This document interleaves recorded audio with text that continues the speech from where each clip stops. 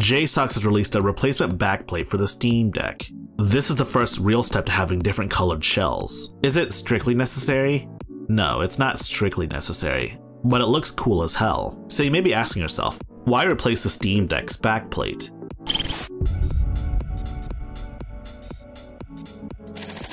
If you guys wish to watch the unboxing, I would check out the YouTube short real quick. It's only like a minute long.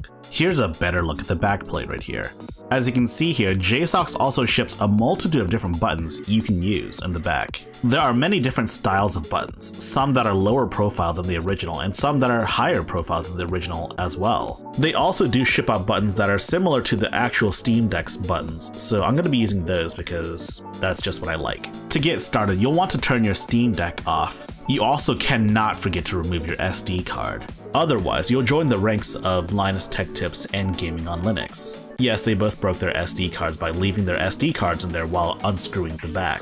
So before we get started with the Steam Deck itself, first you'll want to screw these buttons in. Thanks to the modular system, you can actually swap out these buttons whenever you'd like. You only need 8 screws, but they give you plenty of screws just in case you lose like 3 of them. JSAUX also provides you a screwdriver that you can use to do basically the entire process. You'll want to do this for both sides. Once you finish screwing the buttons into your aftermarket backplate, it's time to work on the Steam Deck. There are plenty of guides online on how to open up your Steam Deck. iFixit's video is probably the best video in this regard, so go check them out first before you do any of this. You can also use JSAUX's screwdriver to unscrew the outside of your main Steam Deck unit. You also get a bunch of replacement screws as well, but do keep your original Steam Deck screws somewhere safe.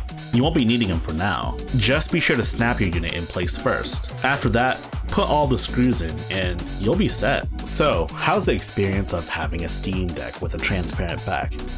It's the same as having a normal Steam Deck, but it's got a cool little backplate right there. Cool little nameplate. The metal backplate here isn't just for cosmetics though. It does radiate some heat when your Steam Deck gets hot. This has raised some concerns on whether or not this will burn your hands. And I gotta say, no matter what I was doing in Cyberpunk 2077, I couldn't seem to get my temperatures up in the 90s on the Steam Deck presets. The highest the temps ever hit was around 80 degrees Celsius, which is still pretty hot, but you know what? There's only one way to find out, really. I do have to admit, this backplate can become uncomfortably hot sometimes. You can definitely feel some of that heat radiating outwards. Under normal circumstances, you probably won't be touching that area anyways, but it can get uncomfortably hot.